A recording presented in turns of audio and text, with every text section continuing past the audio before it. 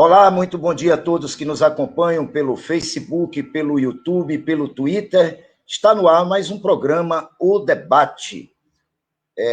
Hoje, muito calor em Macapá, prenúncio de chuva, como sempre. Eu vou convidar logo o nosso amigo Silvio Souza, meu parceiro e amigo de todas as manhãs. Seja bem-vindo, Silvio Souza, mais um debate no ar. Presente, meu caro Fábio. Bom dia. Presente. Hoje Ontem nós tivemos uma confusão de internet, né, de conexão. Estávamos entrevistando, Silvio, o neto da Vila Texana, falando sobre os eventos, por que ainda não está autorizado, né, os protocolos do governo, do Estado, tanto do município também, em autorizar esse trabalho desse pessoal que vive na noite, que é uma cadeia econômica muito importante, que envolve garçons, seguranças, barmans, enfim, uma gama de profissionais que estão aí à deriva, por falta ainda dessa autorização para esse trabalho. Né? Bom dia, Silvio. Bom dia, Fácil. Aproveitar para dar bom dia para quem nos acompanha pelo Facebook, YouTube, pelo Twitter. E bom dia, claro, para o nosso convidado que já está na sala, que é o pastor Gesiel. O pastor Gesiel, ele vem para falar desse surgimento da nova direita no Brasil e aqui no Amapá também, como é que está a organização. Daqui a pouco a gente bate esse papo com ele. Mas é interessante, Fácil, todos os dias a gente tem tido muitos problemas com a internet recentemente. Não sei por que a coisa deu uma piorada assim, substancial, né? Ontem ninguém conseguiu fazer nada. Quem depende de internet tem sofrido muito nesses últimos dias, principalmente para trabalhar. E você falava dessa questão das pessoas que estão sem poder trabalhar, que são trabalhadores da noite, né? Você tem aí músicos, garçons, barmans, enfim, uma gama de profissionais que acabaram ficando desempregados e, claro, passando por dificuldades nesse período. Assim, né, Fábio? Há ainda um temor das autoridades sanitárias, né, para liberar esse tipo de aglomeração. Agora é um dilema, porque você não libera, por exemplo, eventos organizados, como shows, por exemplo, que respeitem os protocolos, mas as ruas estão dadas de pessoas sem nenhum tipo de proteção, sem nenhum tipo de cuidado. Ali na orla de Macapá, por exemplo, a prefeitura e o governo fizeram a retirada do pessoal que ficava ali no Santo Inês, mas essa turma migrou toda ali para a Praça do Coco, e a Praça do Coco lotada como se nunca tivesse acontecido qualquer tipo de pandemia, como se ninguém tivesse morrido, como se a gente não tivesse passado por aquele momento difícil dos hospitais lotados, enfim, aquela coisa desesperada que a gente viveu. É muito complicado, né? É preciso que o poder público se posicione de alguma forma. Tanto porque eventos organizados, eu penso, eles podem ter um grau menor, acho que a transmissão, é difícil você ter um nível zero de transmissão, mas eu penso que, por serem eventos organizados, que respeitem as normas sanitárias e de segurança, eles teriam um potencial, pelo menos na minha análise superficial, e não sou especialista em saúde nem nada, mas se a gente olhar assim, você vê que vai ter uma cobrança maior, vai ter uma fiscalização maior, ao contrário das festas clandestinas que a gente sabe que estão acontecendo sem nenhum tipo de prevenção. Né? Verdade. Hoje, diante da situação política nacional, onde a gente vê nitidamente uma polarização entre esquerda e direita, a esquerda capitaneada pelo presidente Lula e PT, e aí as suas raízes, né? Aliás, os seus galhos, não raízes, os partidos de oposição, e, de um outro lado, a direita, que surge como um fenômeno nessa última eleição. E esse bate-papo hoje é com o doutor Gesiel Oliveira, que vai falar sobre o fenômeno do surgimento da nova direita no Brasil, os aspectos, como é que ela vem se consolidando, ainda não está consolidada, ainda está muito pulverizada pelo Brasil todo. Aqui no Amapá é um retrato claro disso, onde nós temos aí vários pré-candidatos à prefeitura de Macapá empunhando a bandeira da direita. Ou seja, ainda falta um ajuste para que a direita, enfim, se consolide como um posicionamento mais contundente, mais unido. Eu quero convidar ele logo para participar aqui do nosso bate-papo. Doutor Gesiel Oliveira, seja bem-vindo. Muito obrigado, bom dia aos nobres jornalistas Silvio Souza, Jefferson Fassi. Realmente, esse tema muito interessante. Eu queria começar aqui dando meu bom dia, né? Bom dia. Bom dia, Gesiel. Gesiel, desde a última eleição, a gente conseguiu observar uma mudança de comportamento da sociedade brasileira, onde há um primor pelo conservadorismo, ou uma busca pelo conservadorismo dentro das instituições da República, como não dizer do Estado, dos municípios. Como é que você analisa, nesse primeiro momento, doutor Gesiel, esse primeiro movimento, como surgiu, como é que vem se consolidando? Muito obrigado. A gente tem que voltar um pouquinho para compreender a origem desse termo direita e esquerda. Eu vou apenas contextualizar em alguns poucos minutos, mas, primeiramente, a origem etimológica ela remonta a maio de 1789, com a Revolução Francesa, quando os liberais girondinos eles sentavam à direita da Assembleia Geral dos Estados, enquanto que, de outro lado, nós tínhamos os jacobinos. Quem eram os jacobinos? Era a turma da radicalização do movimento, a favor da Revolução, da tomada do poder pelo uso da força, né? Os que lutavam por ideias como coletivismo, como igualdade, maior intervenção do Estado na economia, uma visão contrária à manutenção do status quo. Eles afirmavam que eram a favor da liberdade, mas, no entanto, quando tomaram o poder, mostraram que a coisa era bem diferente. Eram os jacobinos, que sentavam à esquerda. Daí vem, então, essa ideia. Quem sentava à direita, ideia conservadora. Quem sentava à esquerda, ideia revolucionária. Apesar de que esse debate já era um pouco antes. Por exemplo, Thomas Paine, um inglês, ele já defendia essas ideias da revolucionários, né? De outro lado, nós tínhamos Edward Bucker, né? Que também defendia as ideias conservadoras, isso antes mesmo da Revolução Francesa, né? Então, basicamente, esse aí é um pouquinho desse movimento, apesar de que eu me considero como um conservador em termos de costumes e normas consuetudinárias, liberal do ponto de vista da política econômica, porque eu sou a favor da livre iniciativa, da liberdade de concorrência, isso, claro, dentro do conceito de liberalismo americano, que é um conceito diferente do que é liberal lá na Europa, que tem mais a ver com o sentido das bandeiras do progressismo. Esses conceitos, eles variam de país, de cultura para cultura. Aqui no Brasil, a gente já experimentou vários desses movimentos, e até pouco tempo. Eu digo pouco tempo porque realmente faz pouco tempo. Quem eram os conservadores? Eram os monarquistas, né? Era a burguesia. Os progressistas eram os republicanos, aqueles que queriam que o Brasil pudesse acabar com o regime monárquico, acabar com a escravidão, se modernizar, vamos dizer assim, a exemplo do que acontecia nos outros países do mundo afora. Mas, enfim, essa é uma discussão muito teórica, assim, que ela é interessantíssima, mas às vezes ela acaba ficando mais restrita aos círculos acadêmicos ou um pouco mais profundo. Agora, trazendo para o campo prático da coisa, qual é a diferença hoje, na sua percepção, claro, entre a chamada nova direita e aquilo que se pode dizer de velha direita, já que tem uma nova, subentende-se que tem também uma velha. Esse termo, Silvio, que nós chamamos de nova direita, na verdade, eu chamo mesmo de direita, porque a direita está surgindo agora.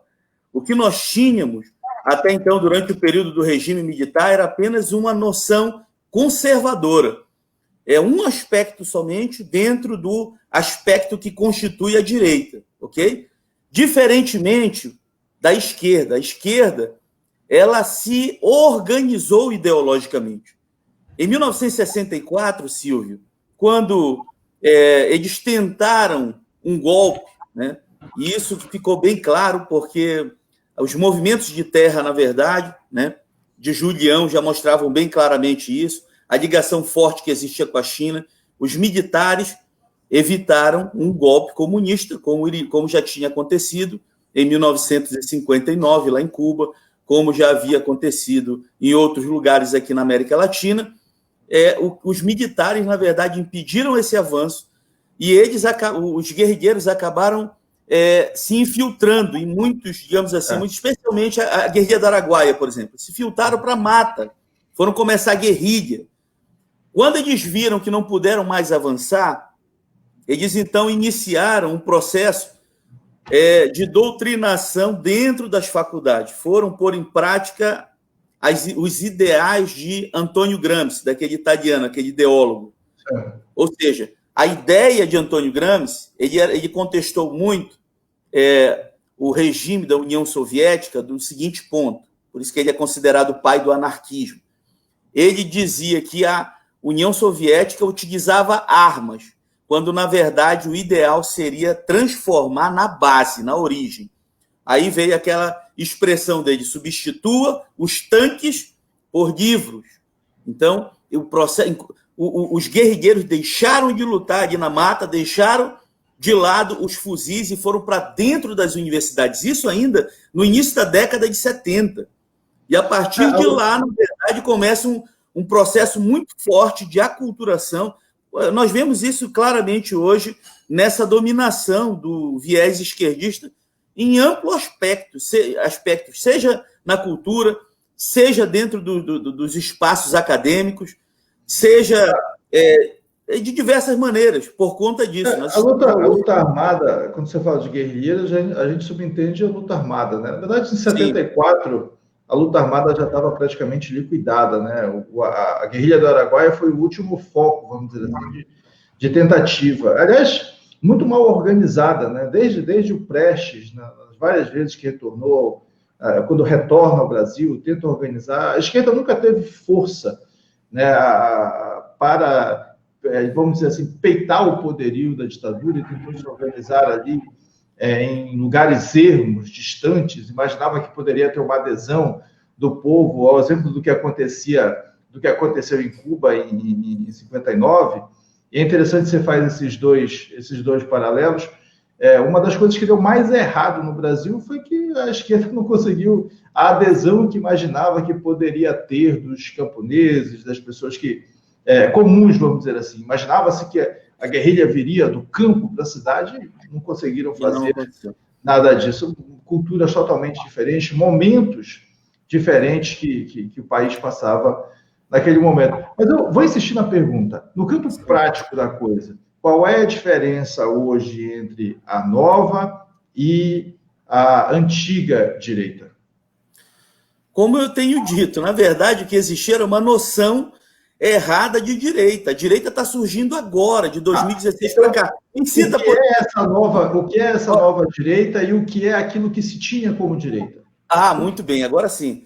O que nós tínhamos até então, no máximo, era uma social-democracia, que era, digamos assim, uma esquerda mais intelectualizada, não muito radical, como era o caso do PSDB, como era o caso do PMDB, e esses partidos que eram até então considerados como direita. Na verdade, faziam parte desse espectro da esquerda chamado de social-democracia, que hoje é o que nós chamamos mais ou menos de centrão.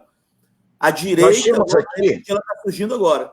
Eu sou do tempo do Arena e MDB. Eram os dois grandes partidos, né, que eram bastante polarizados.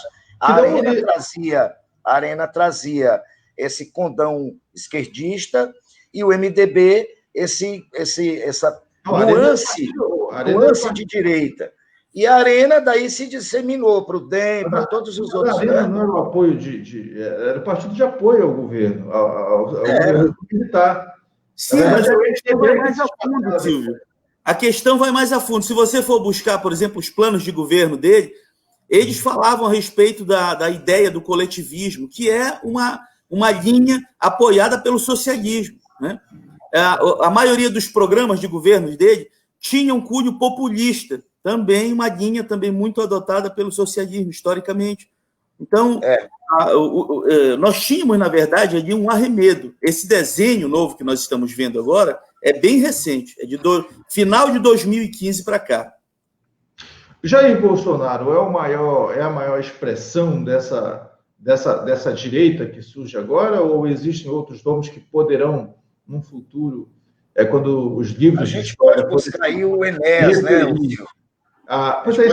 Enéas. Existem outros nomes... Ou o Bolsonaro é a maior expressão do que hoje a gente pode... Eu acho que o Enéas, ele plantou essa semente. O Enéas é o plantador da semente. Sim, Jefferson, é verdade.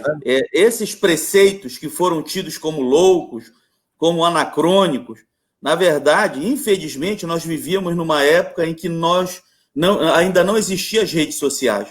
Hoje, as redes sociais, é praticamente impossível uma mentira sobreviver por mais do que 10 minutos na internet. Naquela época, nós tínhamos, os meios de comunicação de massa orientavam e desorientavam a população. Infelizmente, nós víamos ali uma pessoa extremamente inteligente e que a Globo conseguiu ridicularizar em rede nacional. E por muitas pessoas que desconheciam quem verdadeiramente era a pessoa do candidato Enéas, acabavam considerando como louco, né? Criaram um desenho caricato de uma pessoa extremamente inteligente. Pois é, mas o que é interessante você falar isso, outro dia eu ouvi uma entrevista do Adnet, ele dizia, olha, a competência desse movimento bolsonarista hoje, tido como mais conservador, é exatamente a capacidade de comunicação que eles têm. O Enéas é extremamente inteligente, mas não conseguia traduzir aquilo que pensava de maneira fácil para as pessoas consumirem. E a mesma coisa que ele diz hoje, o discurso da esquerda é um discurso duro, recheado de academicismo, que faz com que as pessoas tenham dificuldade de entender. Aí vem um Bolsonaro que usa frases feitas, expressões muito fáceis, trata temas profundos com a superficialidade necessária para que as pessoas que têm um menor grau de instrução possam entender, assimilar, possam dar a opinião e até reproduzir esse discurso. Então, assim, o Enéas não tinha a capacidade que tem hoje, por exemplo, o Bolsonaro, e eu acho que isso é uma competência, há de se reconhecer, e eu inclusive, estou estudando isso, acima de tudo, é um fenômeno de comunicação. Se comunica muito melhor do que se comunicava o Enéas. Não? Então, da mesma forma que o Enéas padecia naquele momento de uma linguagem mais acessível, continua padecendo a esquerda hoje porque não consegue se fazer entender. A esquerda fala de fascismo e quem sabe no Brasil o que é fascismo é um círculo muito pequeno de pessoas. Então, aquilo que diz o discurso mais fácil, vamos dizer assim, do Bolsonaro, dizendo que bandido bom é bandido morto, por exemplo, apenas. Isso é uma ideia que vende mais fácil. Então, talvez o Enéas, não digo assim, não foi a Globo que transformou, talvez o Enéas não tenha encontrado a maneira correta de se comunicar, assim como encontrou o Bolsonaro, se bem que são duas pessoas bem diferentes, né? Exatamente. Como eu falei, na verdade, Isaac, a esquerda acabou colando muitos conceitos distorcidos para, digamos assim, criar motes de críticas. Um deles aí você acabou de citar, a questão do fascista, né? E hoje, na verdade, boa parte das pessoas não conhece realmente o que são, quais são os fundamentos do que é fascismo. Às vezes até quem acusa, né? Não sabe o que está dizendo, né? Exatamente. Então, a direita, na verdade, ela ganhou um espectro muito grande para que a população pudesse perceber isso de maneira mais clara, mais evidente, porque houve um momento, Silvio, em que nós acreditávamos que só tinha uma margem. Eu, por exemplo, durante toda a minha faculdade, eu levantei bandeira para Lula, né? Hoje, eu tenho sempre dito isso, quem é de direita hoje já foi de esquerda. A grande diferença é que houve um momento de um despertar, de identificar quais são os erros, e aprender e reaprender com os erros, e seguir uma outra rota. Infelizmente, muitas pessoas os que permaneceram lá não conseguiram identificar de maneira clara isso.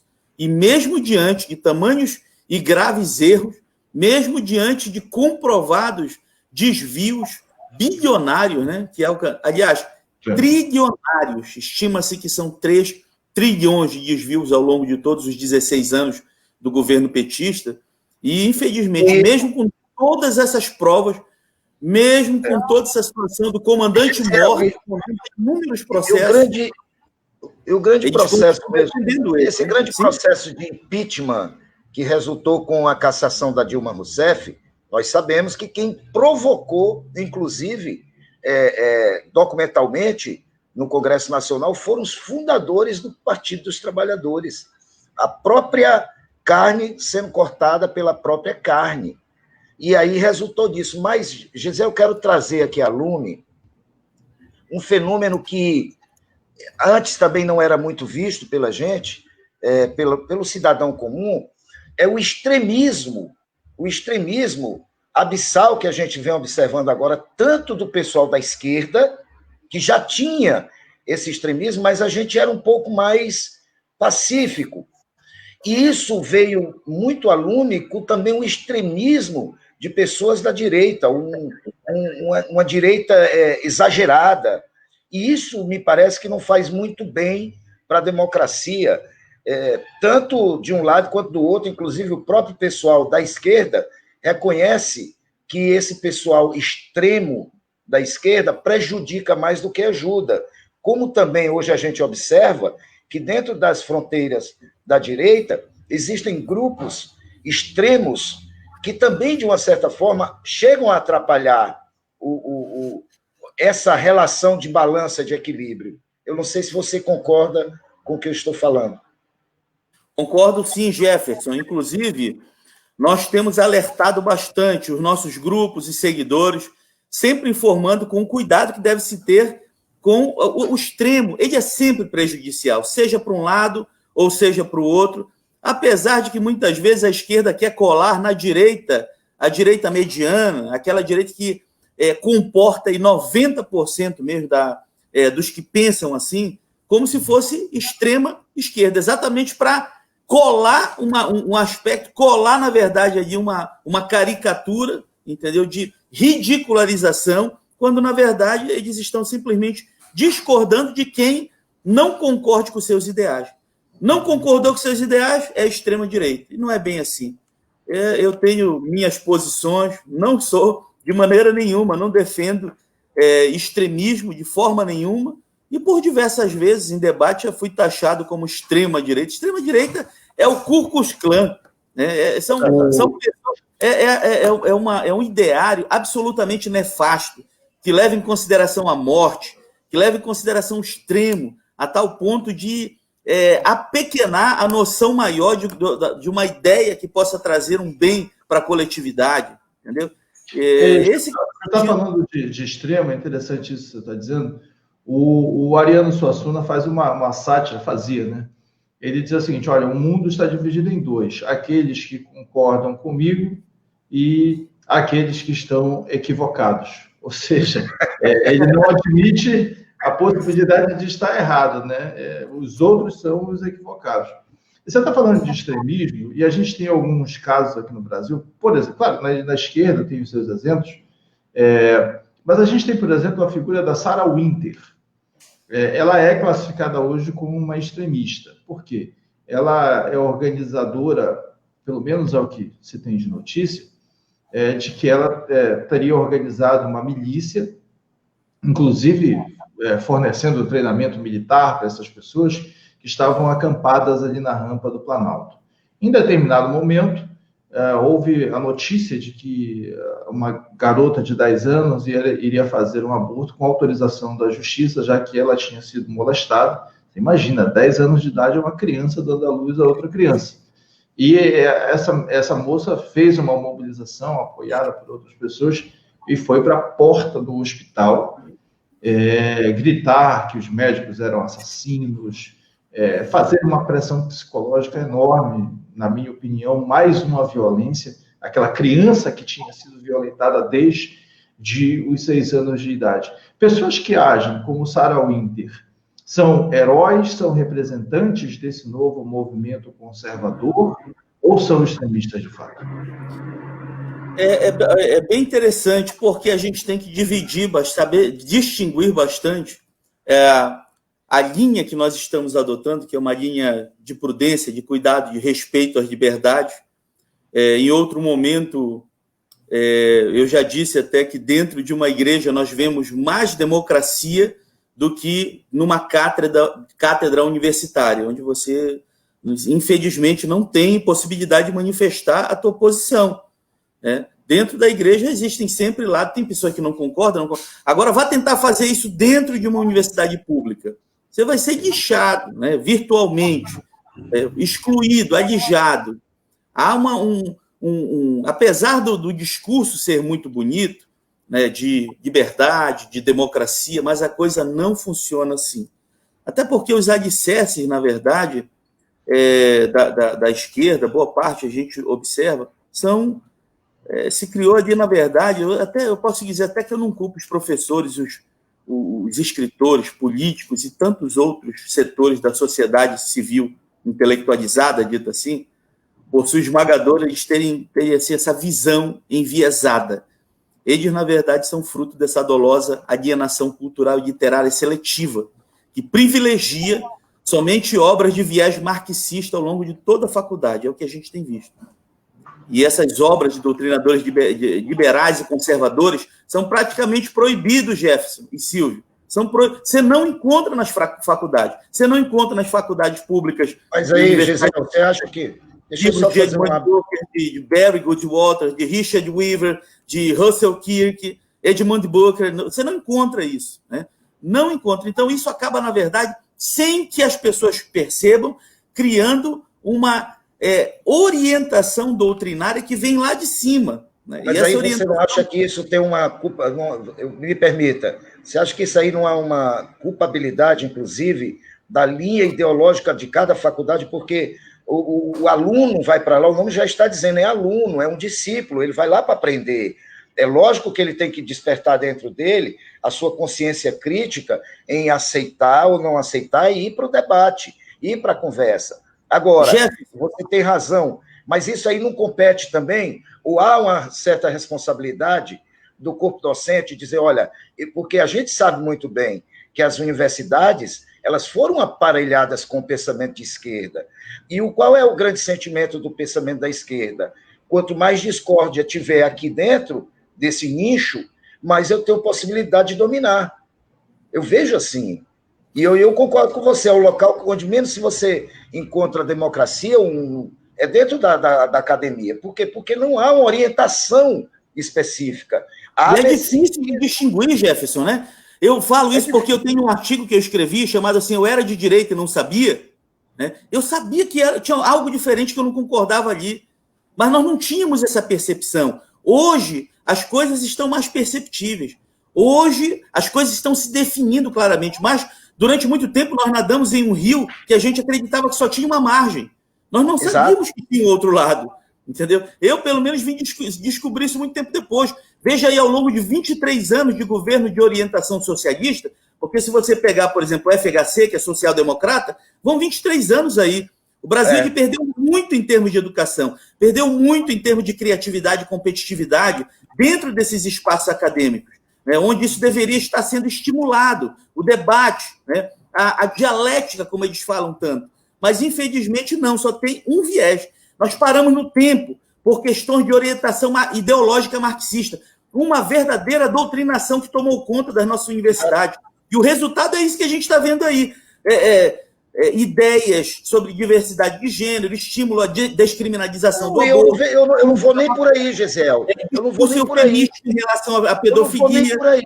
Eu não vou nem por aí. Eu vou estímulo à pedofilia? Eu nunca vi isso. Eu vejo, olha, o discurso é místico, ou seja, para diminuir os efeitos em relação à pedofilia, meu querido.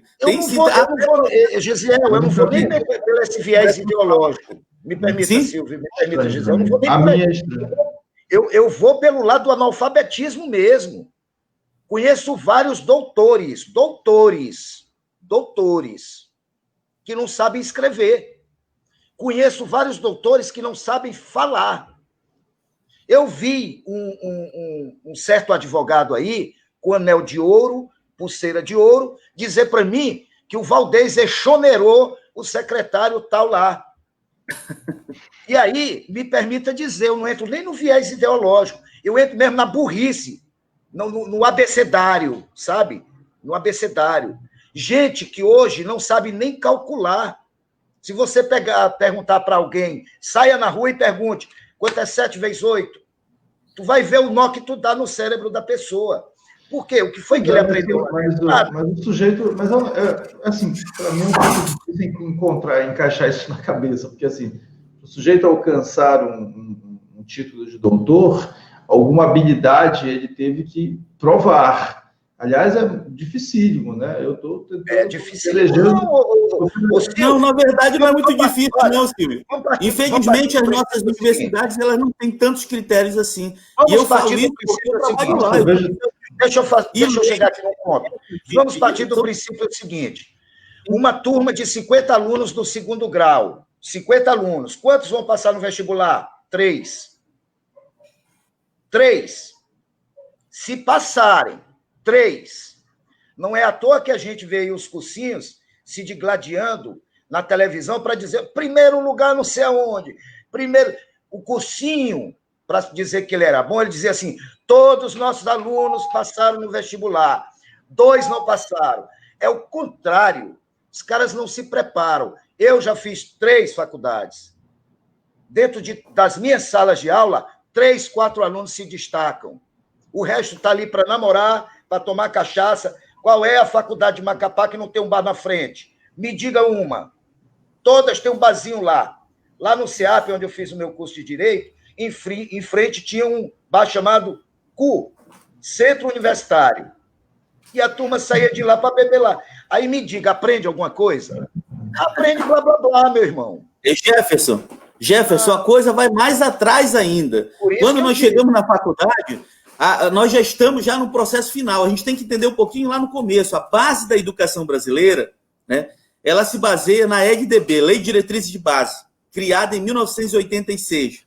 Quem foi que ajudou a formatar a EDB? Me diga aí quem foi. Paulo Freire. Paulo Freire, um cara que declaradamente era comunista, uma pessoa que regulamentou, deu direcionamento, enfim... Nós entendemos aí que existe uma pré-orientação posta em prática das ideias. O Paulo Freire é chamado... Paulo Freire adotava as ideias de Antônio Gramsci, entendeu? Ou seja, a pedagogia da libertação... Brasil? Sim? Não consigo compreender isso. Olavo de Carvalho é melhor para o Brasil que Paulo Freire, por exemplo? Eu tenho muitas discordâncias com Olavo de Carvalho.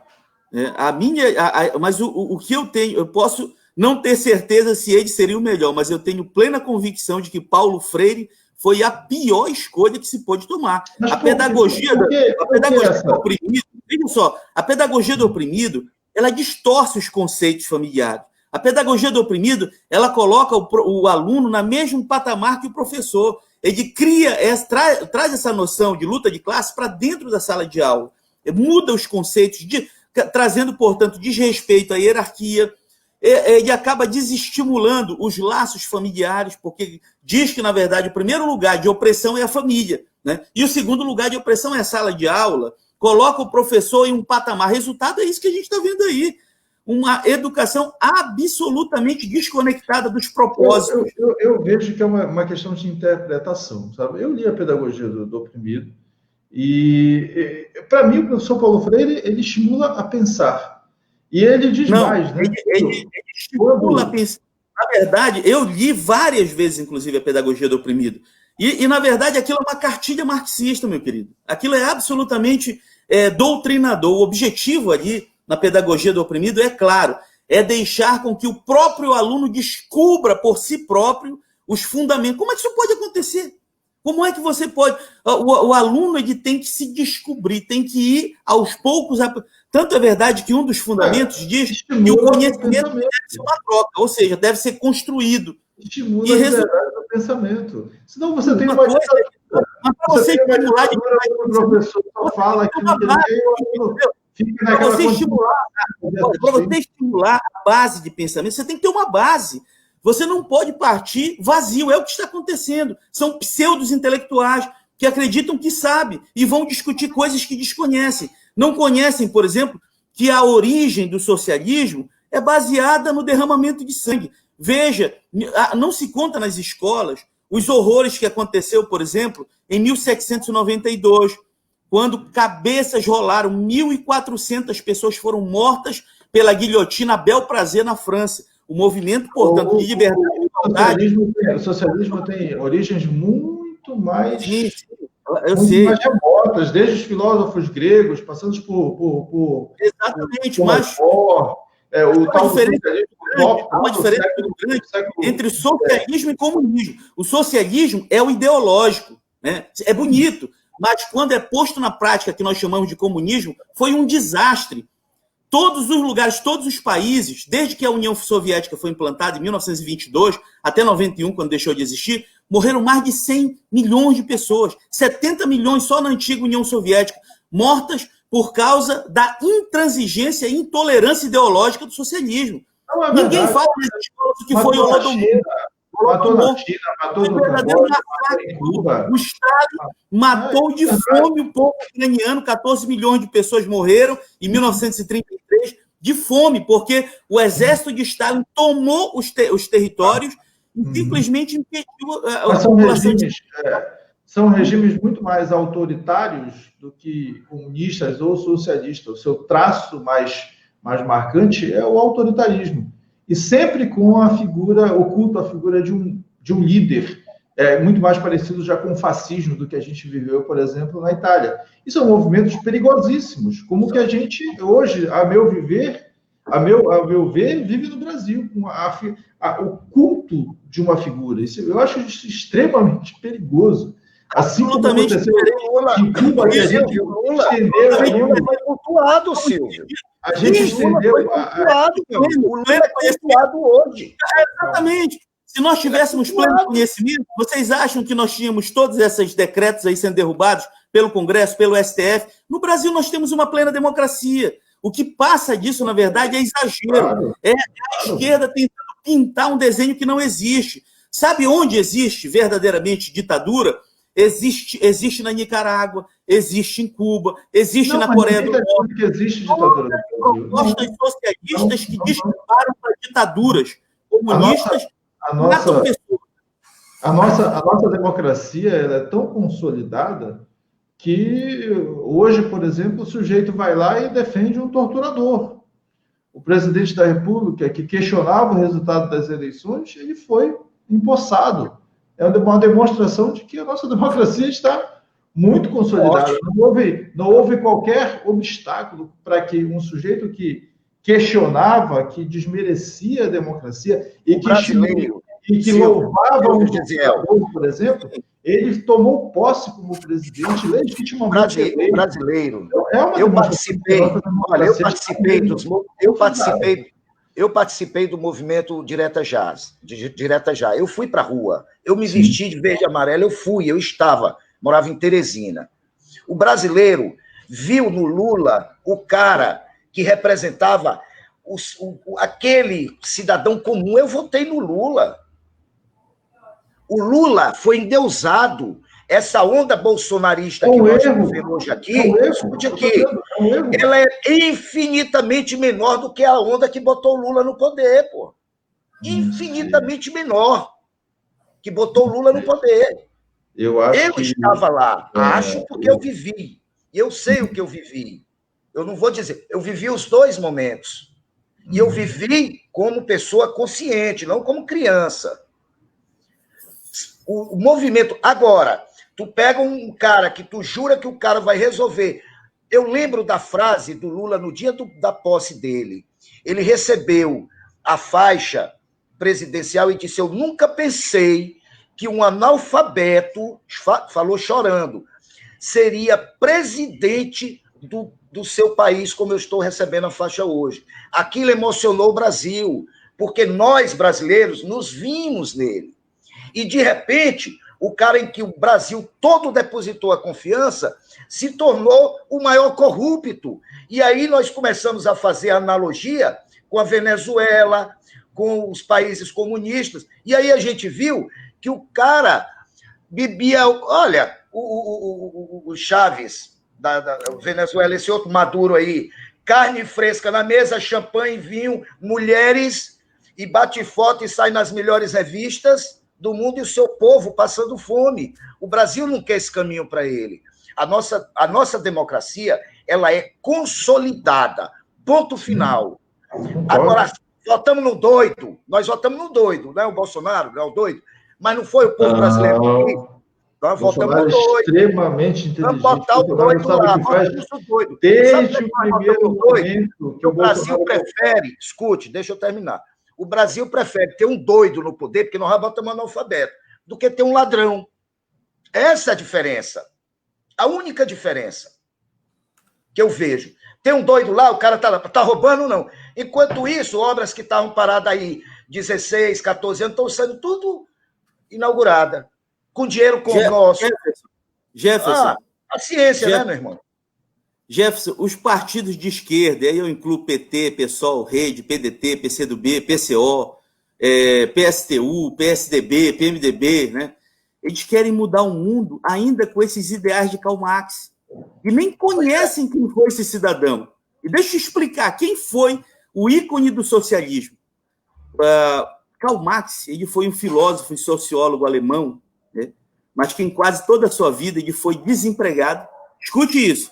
Preguiçoso, ébrio e caloteiro. Ele foi despejado inúmeras vezes. Né? É só ler a sua biografia. As casas que ele alugava e não pagava. Né? Ele sempre foi sustentado a vida toda pela sua esposa, a Jennifer von Westphalen. Procurem depois. Tá? Ela é descrita na história como uma mulher trabalhadora, bonita, distinta e inteligente. Ela sustentou esse ocioso com as teorias, enquanto ele escrevia suas teorias, no livro Capital, sobre o trabalho, contra o capitalismo, contra a igreja, contra a religião, contra a família, contra a ordem social, contra a base principiológica judaico-cristã. Né? Um cidadão que é descrito que acordava perto do meio-dia quase todos os dias. E quando sua esposa, inclusive, veio a ficar desempregada, a situação dele piorou ainda mais. Marx, nesse período, viu 4 dos seus filhos morrerem, ainda bebês, por conta da sua preguiça, fome, né, que passaram. Penosa. Um sujeito que passa 27 anos como deputado, e aí elege um filho vereador, um filho senador e um outro filho deputado. Qual é a diferença desse sujeito que é sustentado meu amigo. Uma vida... Meu querido, a grande diferença é compreender como é que funciona um deputado. Um deputado e ainda sustenta os filhos. A função dele a função, na verdade, de um legislador é criar projetos de lei. Conseguiu criar projetos de lei? Claro que não ia criar. Ele estava lutando contra o establishment, que estava até então funcionando perfeito. Não se ouvia falar no STF. Ninguém sabia quem era nenhum dos ministros. Por quê? Porque estava tudo bonito. E a gente sabia o que estava acontecendo. E sabia por que a coisa estava bem alinhada. Entendeu? Foi preciso realmente que um louco pudesse subir ao poder para chutar o pau da barraca, para demonstrar a nudez da situação que o Brasil vive. Foi isso. Qual é a bronca com o STF? O STF, há muito tempo, ele está rasgando a Constituição. Não precisa ser um especialista, um jurista. São inúmeras ações judiciais. São inúmeros pedidos que estão sendo engavetados aí direto, infelizmente, porque há um establishment que luta para que isso permaneça. Tá? Mas, infelizmente, essa última trincheira do Brasil velho vai cair. Vai cair. É uma questão de tempo. Vai cair porque o Brasil está mudando. Vai cair com um fechamento, vai cair com um cabo e um soldado indo lá, dar voz de... Não, eu já te disse que eu não sou adepto de extremismo. Vai cair pela própria democracia. Vai cair pela própria força. O que é podre cai por si só. Silvio, olha, você vê o seguinte, vamos analisar aqui como é que funciona a nossa estrutura do judiciário. O cidadão, ele passa num concurso público para ser juiz, magistrado. Quando ele ascende a uma corte superior, por exemplo, ao Tribunal de Justiça do seu estado, existe lá o chamado 5º Constitucional, onde é indicado um membro, por exemplo, o quinto constitucional, um membro do Ministério Público e um membro da OAB. Por exemplo, aqui no estado do Amapá, o quinto é um desembargador que vem do Ministério Público e outro que vem da OAB. O que vem do Ministério Público, ele foi concursado. O que vem da OAB, ele foi votado. E ele vai uma lista sêxtupla para o Tribunal de Justiça. O Tribunal de Justiça dessa lista sêxtupla separa 3 e manda para o governador, chefe do Executivo. Deixa eu concluir. O STF, o STJ mantém a mesma linha. O STF não. O STF é uma corte política. Ela é nomeada ao bel prazer de cada presidente da República e passa por uma, entre aspas, chancela do Senado Federal, uma sabatina no Senado. Eu estava em Brasília e assisti a sabatina do Toffoli, um cara que foi condenado aqui no estado do Amapá por improbidade administrativa. Advogado do PT. Advogado do PT, foi condenado, recorreu para o tribunal às vésperas de ser nomeado ministro. O tribunal aqui fez assim, ó, bora absolver o cara para ele poder assumir lá, porque eu recebi uma ligação, não sei de quem, aí absolveram o cara. Aí ele foi lá no Supremo Tribunal, o senador perguntava uma coisa lá para ele, o senhor passou em algum concurso para juiz? Ele pegava a Constituição e dizia assim, eu juro que vou seguir isso aqui. Aí todo mundo, bababá. E sabe que era o dele lá? É uma corte política. O que o Gesiel está dizendo aí, que essa trincheira ela vai cair, não é o STF que vai acabar. O STF é uma instituição sólida. E acaba como? A forma como tu vai aceder lá. Como é que você vai aceder lá? Onde é que você muda isso? Que seja votado no Congresso. Muda a regra. Pronto. No Congresso. Pois é. Mas a maioria dos congressistas estão com o processozinho lá, ó, debaixo da bunda dos ministros. Tu vai mexer aí? Eu vou te condenar aqui, titio. É isso que está acontecendo. Só que o tempo passa. O tempo passa. Tu já viu impeachment? Escute, tu já viu impeachment de presidente da República, tu já viu cassação de mandato de deputado estadual, deputado federal, tu já viu cassação de governador de todo lugar, do executivo e do legislativo. Tu nunca ouviu falar que alguém do Supremo foi cassado. Por quê? Porque os caras criaram uma redoma de vida em torno deles, pô. Não é fácil. Mas é isso que eu estou dizendo. Mas quem muda isso aí não é o STF, não é o presidente da República, é o Legislativo. Quem manda no Legislativo é o Judiciário, porque a maioria dos membros do Legislativo estão no pescoço, meu irmão. Não, na prática, aliás, no ordenamento jurídico, José, vocês são advogados, eu não sou, mas eu tenho a noção disso, os poderes têm a sua independência. E se o Congresso quiser fazer isso, ele faz. Deveria ter. O STF legisla. O STF diz o seguinte, a partir de hoje é permitido o aborto no Brasil. Acabou. Ponto final. Mas quem legisla sobre isso? Tu sabe o que aconteceu hoje? Aliás, ontem. Sabe o que aconteceu ontem, Gesiel? O ministro Dias Toffoli, manteve o afastamento do Witzel. Olha a frase dele, olha a frase inteligente dele. É possível se afastar o chefe do executivo desde que haja denúncias sólidas. Olha que profundidade. Olha a profundidade de uma decisão do ministro, presidente do Supremo Tribunal. Ou seja, eu bem aqui peticiono e peço o afastamento do Bolsonaro. Encaminho lá para o Toffoli. Ele vai, mantenho. Tu estás entendendo o perigo? O perigo que está acontecendo? Não tenho nada contra Witzel. Para mim, o Witzel foi na onda bolsonarista, se elegeu lá, cuspiu no prato que comeu, eles lá que se resolvam politicamente.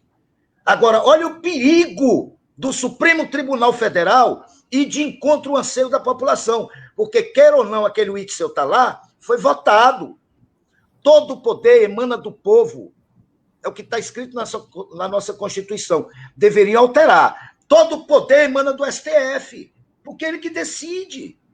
Infelizmente, né? E, aliás, é uma das únicas cortes do mundo que tem feito isso. Tem legislado, eles não estão julgando, eles estão legislando. E há muito tempo que isso está acontecendo. Agora, trazendo para cá, para o estado do Amapá, é possível mudar isso? Nós vamos enfrentar agora um período em que as redes sociais vão manifestar toda a sua força na prática. Muita gente diz, não se ganha política no Amapá sem dinheiro. Cuidado. É um período absolutamente diferente que nós vivemos agora. No Amapá, Jefferson Fassi, o cara pode até não ter o dinheiro para comida, né? Mas ele tem o celular conectado à internet. Observe isso, né? Nós temos um número muito grande. Isso tem feito com que a informação chegue aonde deveria chegar, na base. Essa é a grande questão, sabe? Mas, infelizmente, o estado do Amapá, ele vem sofrendo dessa histórica política da mentalidade da corrupção arraigada, né? Onde muitos políticos, infelizmente, têm utilizado dessa malversação de recursos públicos durante o mandato todo para juntar e os eleitores para sugar durante o período da campanha eleitoral. Gisele, eu ainda tenho minhas dúvidas. Ainda tenho minhas dúvidas em relação ao Norte e Nordeste quanto é esquisito, sabe?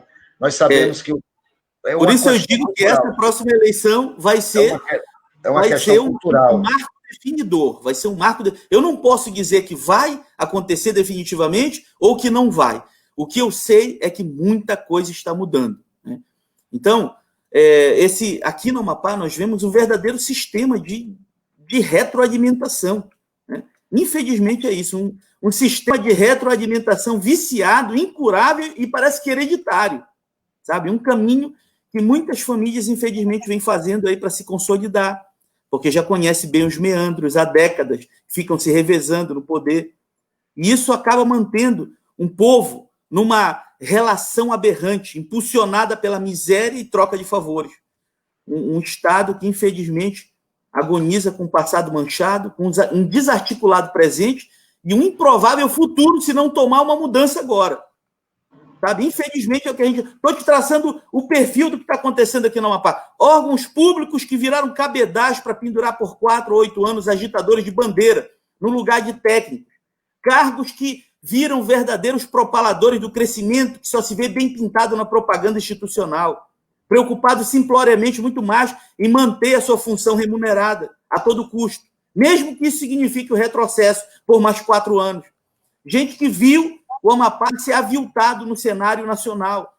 Gente que há pouco tempo foi para as ruas contra a corrupção, mas que agora, daqui a pouco, vai estar ali na esquina com uma bandeirola na mão e com R$50 no bolso, fazendo campanha para os mesmos personagens da velha política amapaense.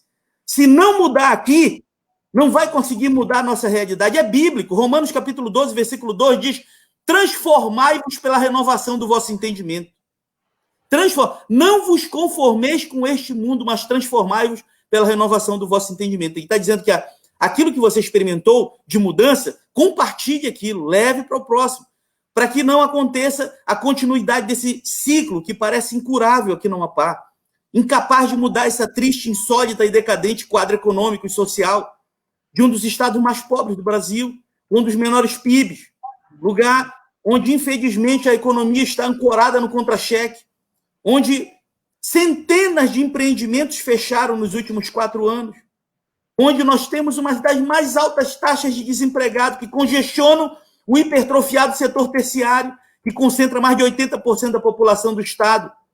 Um Estado que praticamente não tem setor primário e secundário. Sabe? Verdade. Infelizmente, essa que é a realidade. Veja só, a segurança tem um orçamento menor do que o da propaganda. Onde que acontece isso? Veja que situação é essa. Uma mentalidade de corrupção arraigada, intimamente ligada e fomentada pelos que estão aí à frente há décadas. Povo do Amapá, desperta, muda. É tempo de mudar, de resetar o sistema. Não reeleja quem tem mandato. Sabe? Lugar, infelizmente, onde a memória não vale mais do que o bom senso, do que um ticket de combustível, do que uma cesta básica, onde técnicos são obrigados a virarem cabos eleitorais. Então, infelizmente, dizer que o Estado ele não tem jeito, surge até como compreensível para um povo sem força, até para sonhar com a mudança. Mas eu creio que esse é o momento de nós promovermos essa mudança. Menos de começar. Ainda tem uma única saída possível, que está materializada em um papel moeda dentro da tua carteira, você que está me escutando, chamado de título eleitoral. Exerça o seu direito de maneira consciente, não troque o seu voto por um desejo imediato, para em troca sofrer por mais 4 anos. Escute isso, não é a política que faz o candidato virar ladrão, e sim o voto inconsequente que faz o ladrão virar político. Eu creio no Amapá que vai mudar. Eu creio que o Estado do Amapá vai agora nessas eleições e vai resetar esse sistema que está aí. Gisele Oliveira, eu queria muito agradecer a sua participação no nosso programa Debate. Agradecer também você ter dispensado um pouco do seu tempo para estar batendo esse papo aqui com a gente. Acho que é bastante proveitoso. Esse é um momento democrático, é um momento em que a gente pode externar nossa opinião. Eu creio que o Silvio acho que teve problema de conexão, né? Eu não sei se ele deve ter... Normalmente, quando a gente sai assim, é problema de conexão. Mas, de antemão, lhe agradecer a sua presença e dizer que o programa Debate está sempre à sua disposição, quando você quiser voltar aqui com a gente. Obrigado, Gênesis. Obrigado, Silvio. Obrigado, Sérgio. Obrigado por essa oportunidade. Tá? Realmente são poucos os que têm coragem de nos dar oportunidade para falar, e vocês são um programa bastante democrático. Tá? Um abraço para todos vocês. Sucesso nesse empreendimento maravilhoso e democrático. Muito obrigado. Obrigado, Gisele. E também agradecer você que nos acompanhou pelas redes sociais, pelo Facebook, pelo Twitter e pelo YouTube. Agradecer também o celesnafs.com e a CP3, consultoria política do nosso amigo Carlos Sérgio. A gente se encontra amanhã. Nós deveremos conversar amanhã com o Neto da Vila Texana e com Alain Christophe, falar sobre a questão do isolamento social e por que as casas de shows ainda não estão autorizadas a funcionar. Muito obrigado a todos, tenham todos um bom dia, até amanhã. Tchau, Gisele, tchau, Silvio Souza, tchau, Mike, um abraço.